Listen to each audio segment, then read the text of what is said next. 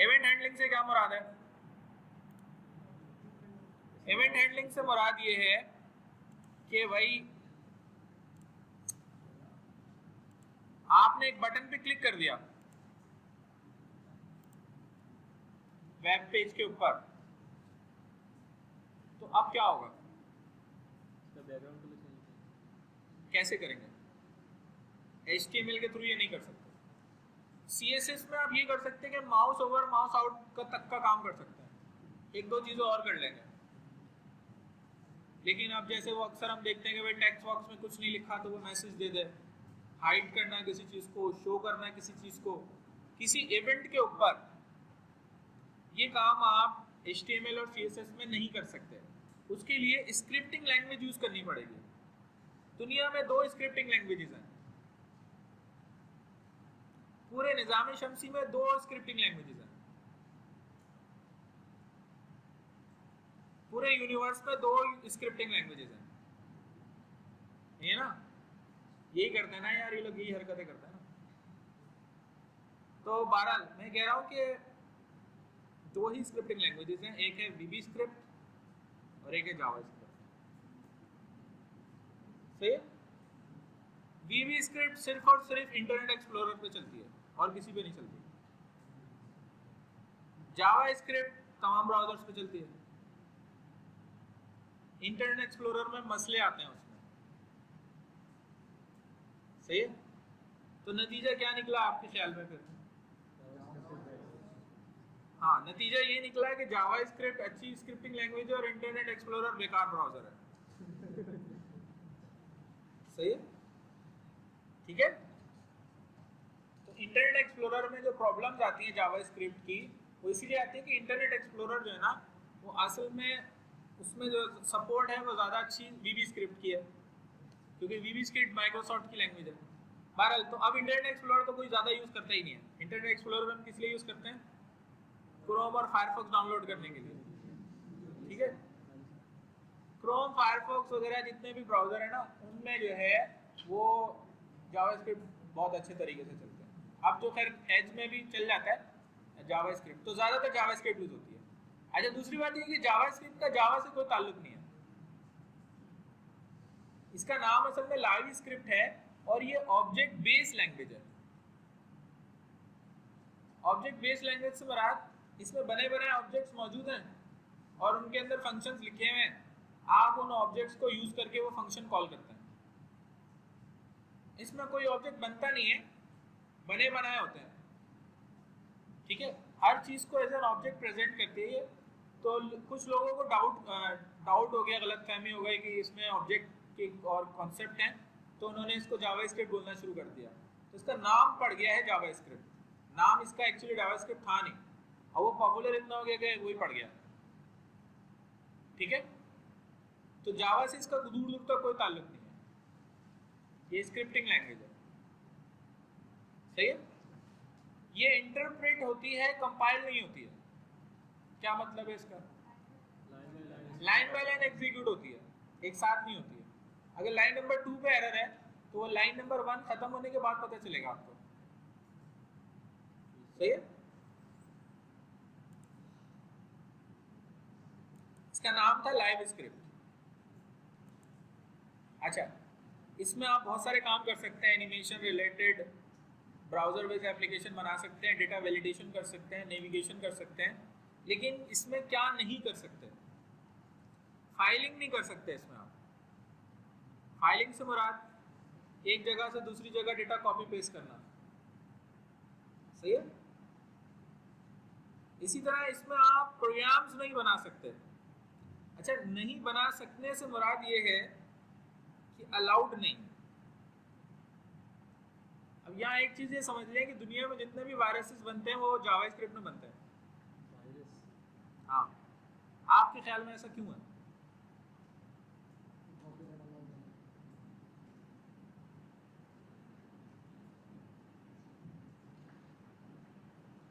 JavaScript में virus बनाने का रीजन ये होता है कि अगर मैं C# में वायरस बनाऊं तो वो वायरस उसी सिस्टम में चलेगा जिसमें .NET इंस्टॉल होगी। अगर मैं जावा में कोई वायरस बनाऊं तो वो उसी सिस्टम में चलेगा जिसमें JVM इंस्टॉल होगी। लेकिन जावास्क्रिप्ट हर सिस्टम में इंस्टॉल होती है क्योंकि हर सिस्टम में ब्राउजर होता है, और तमाम वायरसेस किसी वेबसाइट को व्यू करने की वजह से ही आते हैं जावास्क्रिप्ट के कोड के थ्रू। फिर वो आपके सिस्टम से किसी USB में या किसी और के सिस्टम से USB में कॉपी होकर इधर उधर चले जाता है। बात समझ में आ रही? तो जावास्क्रिप्ट में क्योंकि तमाम ब्राउजर जावास्क्रिप्ट को समझते हैं, तो किसी इंस्टॉलेशन की जरूरत नहीं होती क्लाइंट को। सही है? तो यहाँ प्रोग्राम से मुराद जो है वो ये है, वो लोग बनाते हैं वैसे, फाइलिंग भी कर ही लेते हैं, लेकिन ये अलाउड नहीं है, इसीलिए लोग ज़्यादा करते हैं। अच्छा, और डेटाबेस भी एक्सेस नहीं कर सकते आप बाय यूजिंग जावास्क्रिप्ट, क्योंकि ये क्लाइंट साइड लैंग्वेज है, सर्वर साइड टास्क इसके थ्रू परफॉर्म नहीं होते। ठीक है, अलबत्ता अब एक इसमें एक्सेप्शन है, जो node.js है उसमें आप ये काम कर सकते हैं। ठीक है, लेकिन वो फिर रिलेशनल डेटाबेस एक्सेस नहीं होता, फिर वो दूसरे टाइप का डेटाबेस होता है, MongoDB टाइप का। ठीक है, इनकी बात मेरी समझ में नहीं आई, दफा करें, आगे चलें। तो हमारे पास जो है वो जावास्क्रिप्ट जो है वो एक लैंग्वेज है, तो यूज़ की जाती है। इसका कोड लिखना बड़ा सिंपल है, आप नोटपैड पे भी लिख सकते हैं, लेकिन हम विजुअल स्टूडियो को यूज़ करते हुए करेंगे। इसको यूज़ करने के भी 3 तरीके हैं। आप टैग के अंदर भी लिख सकते हैं, आप हेड में भी लिख सकते हैं, और एक सेपरेट फाइल बनाकर भी कर सकते हैं। जैसे ऐसे कि मैं यहाँ पर जनाब बना रहा हूँ एक नई वेबसाइट, और इसका नाम मैं रख रहा हूँ JS डेमो। क्या हुआ?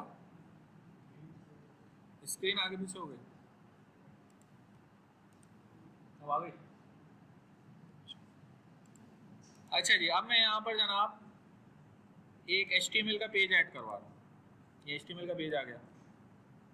अच्छा, फिर मैं यहाँ पर बना रहा हूँ input type equals to button, value equals to click here. सही है? अच्छा, फिर देखें इसके अंदर मैं लिख रहा हूँ on click window dot alert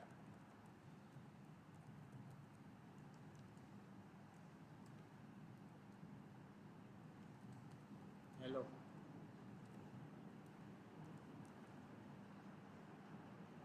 सही है, इसको रन करते हैं। सॉरी, मैंने यहाँ से रन कर दिया। अच्छा, अब इसको जब हम रन करेंगे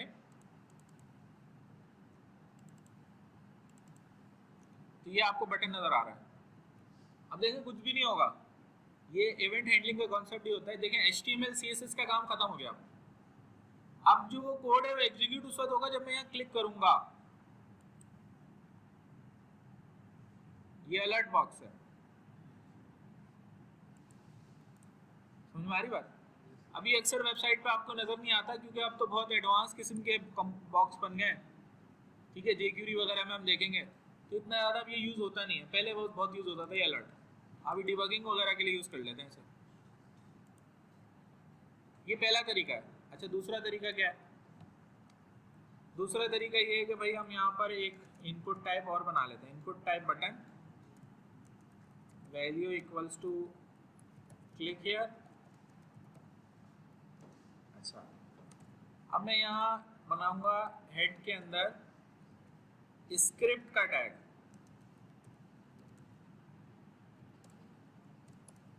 script type equals to text JavaScript. जब हम CSS लिख रहे थे तो कौन सा टैग बनाया था?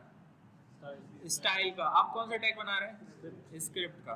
देखिए, अब मैं यहाँ एक फंक्शन बना रहा हूँ, मैंने लिखा फंक्शन शो मैसेज, और इसमें मैं लिख रहा हूँ विंडो डॉट अलर्ट हेलो। यहाँ पे हम लिख देते हैं कि भाई तब्दीली आ गई है।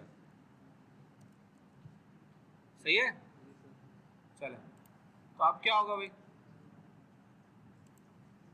कुछ भी नहीं हुआ, देखा, ये है तब्दीली आपकी। कॉल करेंगे तो आएगी ना, बस नाम की तब्दीली आई है। अब आप यहाँ पे लिखें ऑन क्लिक, और यहाँ पे आप लिखते हैं शो मैसेज। सही है, तो ये यहाँ से ये फंक्शन कॉल कर लेगा। कब करेगा, जब बटन पे क्लिक होगा। ठीक है, सही है। अच्छा चले, तीसरा तरीका क्या है भाई? तीसरा तरीका ये है कि आप बनाएं एक अलग से फाइल जिसकी एक्सटेंशन हो .js। ठीक है, इसके अंदर आप एक फंक्शन बनाएं,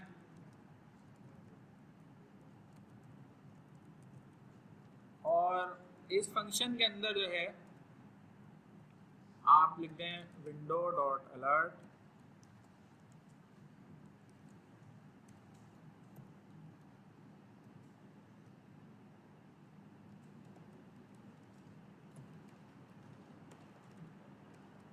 कब खत्म होगी ये क्लास। ठीक है, और ये हमने जो है वो यहाँ पे लिख दिया input type equals to button, value equals to click here,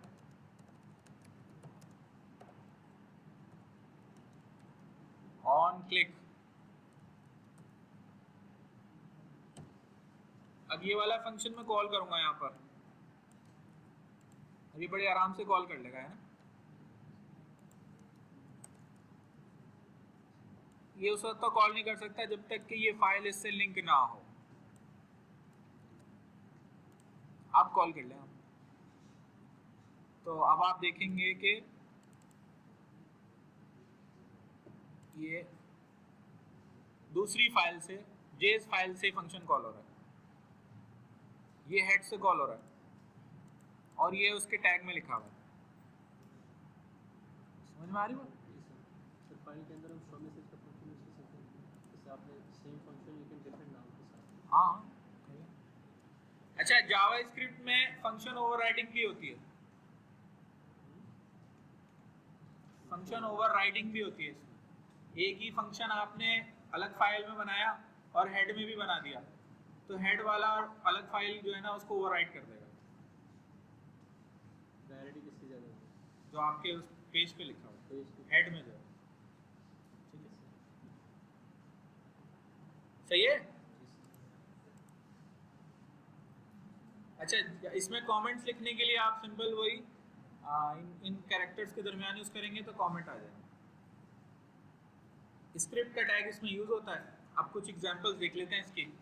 जैसे भाई ये एक प्रोग्राम है और ये कह रहा है here is the result it works Java script is good. अच्छा जी, जरा इसका सोर्स कोड चेक करते हैं। तो सोर्स कोड जो है ना वो क्या है भाई, ये स्क्रिप्ट का टैग हमने बॉडी में यूज कर लिया और लिखा हुआ है document dot write ln. Java में होता है ना system dot out dot print ln. अच्छा, अब ये जो जावा स्क्रिप्ट है ना इसको समझ लें। जावा स्क्रिप्ट जो है ना वो ब्राउजर को यूज करके बनाई जाती है। ये जो पूरा ब्राउजर है ना इसको जावा स्क्रिप्ट कहती है विंडो का ऑब्जेक्ट। किसका ऑब्जेक्ट? विंडो का ऑब्जेक्ट। अच्छा, विंडो का ऑब्जेक्ट आप बना नहीं सकते, यानी जब ब्राउजर रन होता है तो वो खुद एक ऑब्जेक्ट होता है। मेरी बात समझ में आ रही?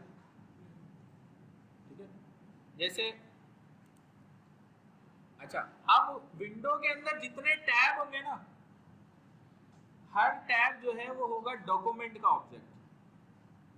किसका ऑब्जेक्ट? जैसे अगर एक ब्राउजर खुला है और उसमें 10 टैब हैं तो इस वक्त वहां पर एक विंडो का ऑब्जेक्ट है और 10 डॉक्यूमेंट के ऑब्जेक्ट है। सही है? एक्चुअली ये है window dot document dot write ln, लेकिन विंडो क्योंकि रन हो रही है तो आप direct document dot write ln भी लिख सकते हैं। समझ में आ रही बात? जैसे वहां पे हमने लिखा था विंडो डॉट अलर्ट, तो आप डायरेक्ट अलर्ट भी लिख सकते थे, काम हो जाता। सही है भाई? किसी को गुस्सा आए, कानों में से धुआं निकलना शुरू हो जाए, पेट में दर्द शुरू हो जाए, या कोई गाली देने को दिल करे, तो मुझे बता देना। सही है? ठीक है, पक्की बात है। तो यहाँ पे लिखा हुआ है डॉक्यूमेंट डॉट राइट एलन, और उसमें कुछ टेक्स्ट लिखा हुआ है। अच्छा, अब आप ये देखें कि ये BR का आउटपुट पे लिखा हुआ नजर नहीं आ रहा है, लेकिन लाइन ब्रेक हुई है। हियर इज द रिजल्ट के बाद तो BR नहीं है ना? सही है? तो स्क्रिप्ट का टैग जरूरी नहीं कि आप हेड में लिखें, आप बॉडी में भी लिख सकते हैं, लेकिन रिकमेंडेड यही है कि आप हेड में लिखें ताकि जावास्क्रिप्ट पहले चल जाए। लेकिन इस किस्म की जावास्क्रिप्ट शुरू में चलाने का फायदा नहीं है। अगर इसको मैं हेड में लिखूंगा तो क्या होगा फिर? पहले ये वाली लाइन लिखी हुई आ जाएगी और दूसरी लाइन में हियर इज द रिजल्ट लिखा होगा। सही है? ठीक है भाई? अच्छा जी, दूसरा प्रोग्राम देखते हैं भाई। देखिए यहाँ पे लिखा हुआ है welcome to web engineering class, work hard on JavaScript. बकवास कर रहा है। अब इसकी आप जरा सोर्स कोड देखें। बॉडी के अंदर स्क्रिप्ट है, आपने लिखा डॉक्यूमेंट डॉट राइट और आपने HTML लिख दी,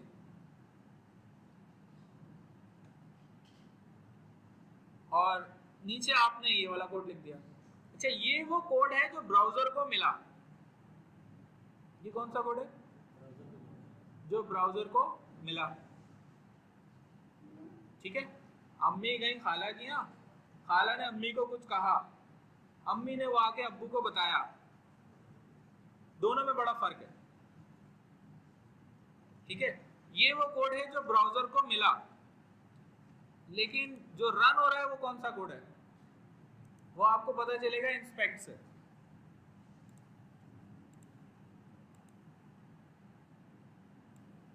रन ये कोड हो रहा है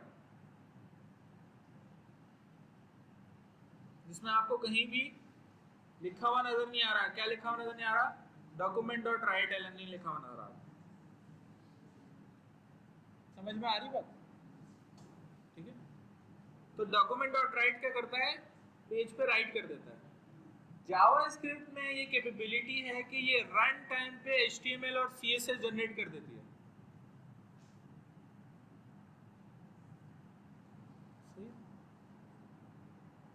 ठीक है? क्या हो गया? अभी तो दूसरी क्लास है यार। अच्छा जी, अभी कुछ अलर्ट देखे थे हमने, ये अलर्ट वाली क्लास है। अब इसमें एक खास बात है, वो खास बात क्या है? हाँ, जब मैं ओके करूंगा तो इमेज नजर आएगी। क्यों?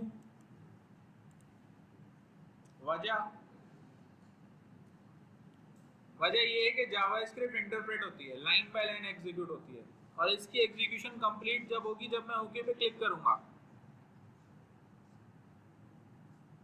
सही है? ओके पे क्लिक कर दिया तो अगली लाइन पे जाएगा वो। समझ में आ रही बात? पता नहीं कैसे समझ में आ रही है। ये आ गया चौथा प्रोग्राम, ये कहलाता है भाई प्रॉम्प्ट। विंडो डॉट प्रॉम्प्ट, ये इनपुट लेने के लिए यूज होता है। जैसे हम यहाँ पे अपना नाम लिख देते हैं, हमारा नाम है हमारा नाम, और ये हमने ओके कर दिया। सर ये वो ईमेल वाली तो नहीं, किसी वेबसाइट को आप जी? विजिट करते हो, ये वो ईमेल वाला तो नहीं, किसी वेबसाइट को आप विजिट करते हो तो आप ईमेल देते हो उसमें? कर सकते हैं, वैसे ही ज़्यादा इतना यूज़ होता नहीं है प्रॉम्प्ट और अलर्ट वगैरह। ठीक है, लेकिन ये कि करना चाहे तो यूज़ कर सकते हैं। अब असल में वो लाइब्रेरीज ऐसी आ गई हैं कि ये बड़े अच्छे बन के, साफ सुथरे बन के, प्यारे प्यारे से आ जाते हैं। ठीक है, यूँ समझ लें कि आजकल वेबसाइट्स पे जो अलर्ट और प्रॉम्प्ट है ना, वो मारोज ब्यूटी पार्लर से घूम कर आता है। ये पुराने वाले बेचारे ओरिजिनल। तो अभी यहाँ पे क्या लिखा हुआ है? ग्रीटिंग्स, हमारा नाम, वेलकम टू वेब इंजीनियर। अच्छा, इसका सोर्स कोड देखें। इमेज नजर आ रही है आपको, ग्रीटिंग्स लिखा हुआ है। फिर ये देखें प्रॉम्प्ट कॉल हो रहा है। अब ये है actually window dot prompt. Window dot prompt में लिखा हुआ एंटर योर नेम। अब ये जो कुछ भी रिटर्न करेगा ना वो किसको मिलेगा? राइट डॉक्यूमेंट डॉट राइट को, वो उसको डॉक्यूमेंट पर राइट कर देगा। आगे लिखा हुआ वेलकम टू वेब इंजीनियरिंग। समझ में आ रही बात? ठीक है, चलो कोई बात नहीं यार, आगे वाली चीज समझ में आ जाएगी। जावास्क्रिप्ट में आप बड़े आराम से वेरिएबल्स बना सकते हैं, लेकिन जावास्क्रिप्ट में कोई डेटा टाइप नहीं होती है। इसमें कोई इंटीजर, डबल, फ्लोट नहीं होता है। इसमें एक ही डेटा टाइप होती है, VAR, बस। सही है? और आप VAR ना भी लिखें तो भी कोड चल जाता है, क्योंकि ये जो जावास्क्रिप्ट है ये कंपाइल नहीं होती, इसका कोई कंपाइलर नहीं है।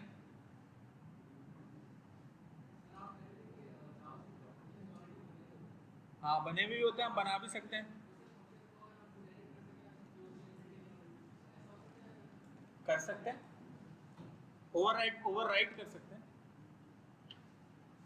जैसे अलर्ट का फंक्शन बिल्ट इन है, मैं यही तो बता रहा था कि ये अब लाइब्रेरीज के अंदर ये बड़े साफ सुथरे प्यारे प्यारे होकर आ गए हैं अलर्ट और प्रॉम्प्ट, तो ओवरराइट कर दिया ना हमने। ठीक है, तो ये देखें यहाँ पर क्या हो रहा है।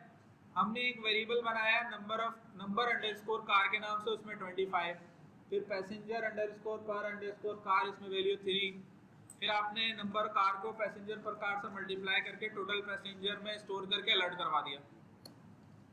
तो क्या रिजल्ट आएगा? अलर्ट का फंक्शन तो होगा 75। अलर्ट बॉक्स में 75 लिखा हुआ आ जाएगा। बात समझ में आ रही है? जावास्क्रिप्ट के वेरिएबल की बड़ा जबरदस्त वेरिएबल है। इस वेरिएबल में आप चाहें तो, जैसे मिसाल के तौर पे ये कह रहा है एंटर योर नेम, तो हमने अपना नाम लिख दिया, हमारा नाम। तो अब ये वही आउटपुट आ रहा है जो थोड़ी देर पहले हमने देखा था, लेकिन सोर्स कोड में फर्क है। क्या फर्क है? देखें, अब हो ये रहा है कि प्रॉम्प्ट का जो भी रिजल्ट आ रहा है ना, वो कहाँ जा रहा है? एक वेरिएबल नेम में जा रहा है। ये काम हो रहा है कहाँ? हेड के अंदर। और यहाँ पर आके हमने इधर ये नेम जो है वो डिस्प्ले करवा दिया। सही है? हाँ भाई, गुस्सा सा तो नहीं आ रहा? आ रहा है तो अपने पास रखो। अच्छा, उसके बाद हाँ कोई मसला नहीं। हाँ, जैसे मिसाल के तौर पे हम यहाँ पे लिखते हैं शाहिद आफरीदी, ठीक है। अब आप इसका आउटपुट चेक करें, सोर्स कोड चेक करें, तो असल में ये जब मैंने इनपुट किया तो इसमें आगे वैल्यू, ये नीचे आपने यूज कर लिया। आप चाहते तो ऊपर भी कर सकते थे, सही है। ये असल में एग्जाम्पल्स इसने बनाई है ना, वो बहुत ही कोई जो है ना वो। अच्छा, आप देखें यहाँ पे दूसरी एग्जाम्पल है। अब ये दोबारा नाम पूछ रहे हैं। अभी एक लेजेंड का नाम हमने देखा, एक दूसरे लेजेंड का नाम देख लेते हैं, इसरार अली, और ये हमने ओके कर दिया। अभी कह रहे हैं ग्रीटिंग्स इसरार अली। क्या डिफरेंस आया? अब ये दोबारा पूछ रहा है एंटर योर फ्रेंड्स नेम। क्या लिखें भाई? हैं? क्या लिखें भाई? कोई भी लिख दूं? चले, आप लोग क्या जाने हैं?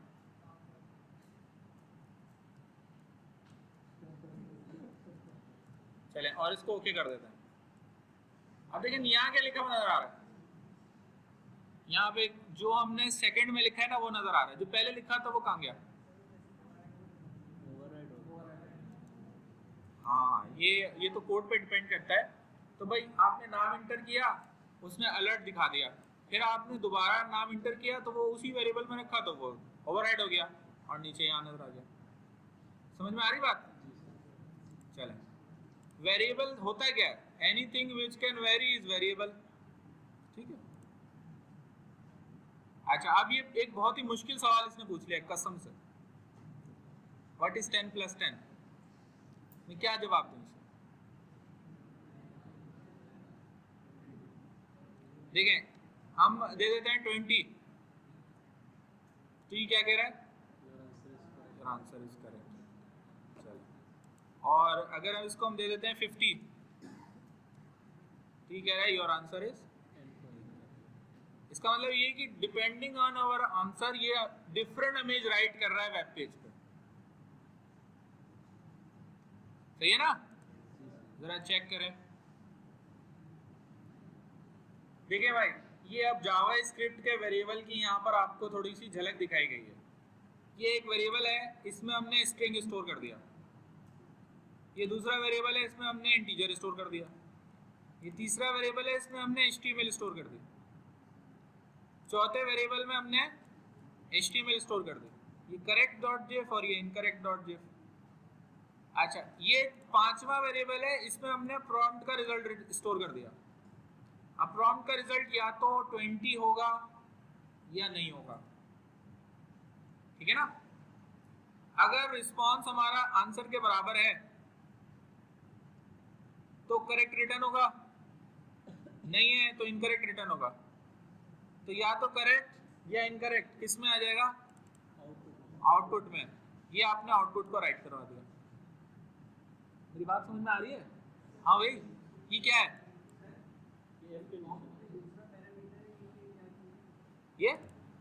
ये जब प्रॉम्प्ट आएगा तो बाय डिफॉल्ट टेक्स्ट बॉक्स में 0 लिखा हुआ होगा।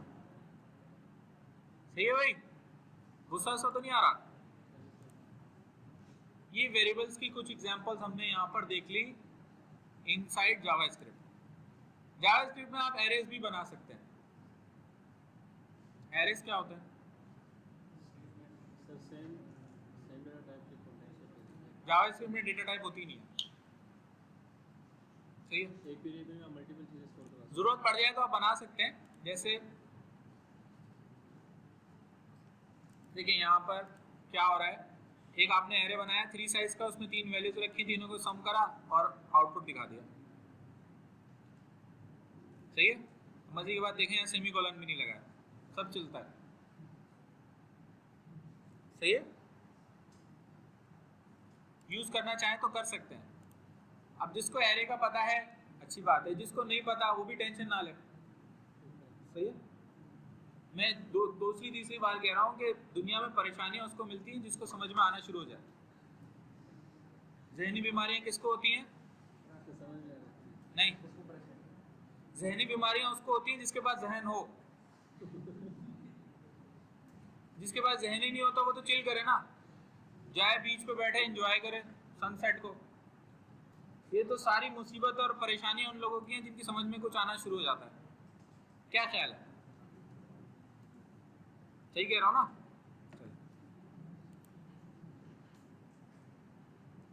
अच्छा भाई, जावास्क्रिप्ट में आप इफ एल्स भी लगा सकते हैं। इफ एल्स क्या होता है? कंडीशंस होती हैं। इफ के अंदर कंडीशन होती है, अगर वो ट्रू है तो इफ चलेगा और अगर वो फॉल्स है तो एल्स चलेगा। ये काम जावास्क्रिप्ट में हो जाता है, बड़ा आराम से हो जाता है। जैसे आपसे एक सवाल है, do you understand what is going on in this class? क्या लिखूं? यस लिख दूं? अबे झूठ क्यों बोलते हो यार? हाँ चलो यस लिख देते हैं। तो अगर हम यस लिखेंगे तो ये कहेगा जनाब you are a good student. चले, सपोज हम यहाँ पे लिख देते नो, यानी कि हम सच लिख देते, तो फिर ये क्या बोलेगा? Best student. सही है ना? क्यों? क्योंकि अब आप सच बोल रहे हैं। अच्छा, अब इसका सोर्स देख लें। ये आपने प्रॉम्प्ट किया, ये वैल्यू यहाँ आ गई। अगर ये यस है तो ये राइट करवाना है, और अगर ये यस नहीं है तो ये राइट करवाना है। ठीक है? सही है भाई? सबको समझ में आ रहा है? ये इफ एल्स पहली दफा किसने देखा? सबने देखा हुआ है ना इफ एल्स को? चीतो लोग हो यार तुम लोग।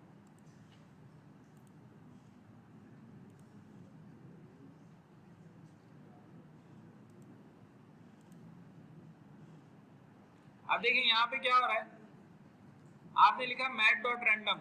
आपको पता है मैथ डॉट रैंडम 0 से 1 के दरमियान की वैल्यू देता है। वो जो भी वैल्यू आई वो आपने आर में स्टोर करी।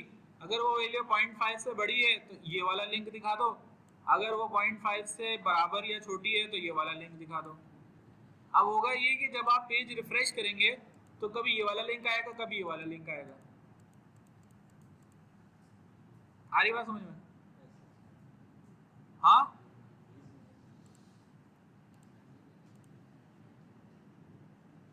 यही फिर वो सवाल आ गया, व्हाट इज 10 + 10? क्या लिखें भाई? ये मेरा ख्याल है ये पूछना चाह रहा है ना। ये wrong, press okay for a second chance. तो अब हम लिख देते हैं यहाँ पर 1020।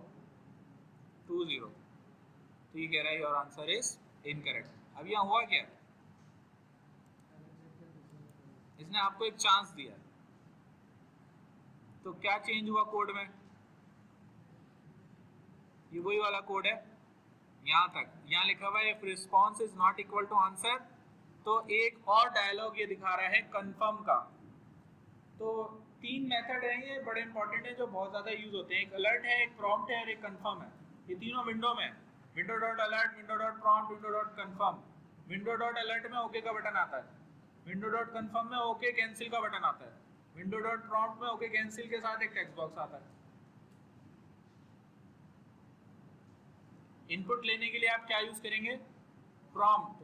और कंफर्म करने के लिए कि ओके कैंसिल वाली सिचुएशन अगर आ जाए तो फिर आप कंफर्म यूज करेंगे। और अलर्ट सिर्फ एक मैसेज डिस्प्ले करने के लिए होता है। तो कंफर्म का जो ये डायलॉग होता है इसमें जनाब, जैसे मिसाल के तौर पे देखें मैंने 20 कहा ना, तो इसने कह दिया फॉरन करेक्ट, लेकिन अगर मैंने 30 गलत लिख दिया तो ये कंफर्म है। अब कैंसिल प्रेस करूंगा तो फॉल्स जाएगा, ओके प्रेस करूंगा तो दोबारा एक और चांस मिल जाएगा, ठीक है, यानी कि ट्रू जाएगा। सही है।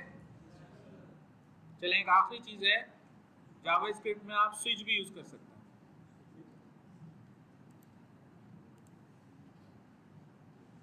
आपने लिखा variable D equals to new date. अभी बेचारा लफ्ज इतना बदनाम है, लेकिन बहरहाल यहाँ पे हमने इसका एक ऑब्जेक्ट बना लिया। ये अब आया कहाँ से ये ऑब्जेक्ट? कोई लाइब्रेरी नजर आ रही है ऊपर आपको? या जो mat.random मैंने यूज किया था, कोई लाइब्रेरी यूज करी थी? बिल्ट इन है ब्राउजर के अंदर, सही है। तो ये नया ऑब्जेक्ट बन गया किसका? डेट की क्लास का। उसमें से आपने डे उठाया, कौन सा डे? Current day. इस वक्त कौन सा दिन है? ये यहां से उठाएगा, आपके सिस्टम में से दिन उठा लेगा और उसको आपने स्विच करवा दिया। अब ये जो लिखा हुआ है ना, ये उन लोगों की समझ में आएगा जो जॉब करते हैं, जो नहीं करते उनकी समझ में नहीं आएगा। जो जॉब करते हैं और जिनका वीकेंड ऑफ होता है उनकी समझ में आ जाएगा, ठीक है, और जो नहीं करते उनकी भी फ्यूचर में समझ में आ जाएगा, ठीक है। हाँ, बिल्ट इन है, नंबर रिटर्न कर रहा है। ये संडे के लिए 0 करेगा, मंडे के लिए 1 रिटर्न करेगा और एंड सो ऑन, और सैटरडे के लिए 6 करेगा, फ्रॉम 0 to 6, ठीक है। सही है। चले, मेरे ख्याल इतना रखते हैं इसको, फिर यहीं से नेक्स्ट टाइम कंटिन्यू करेंगे।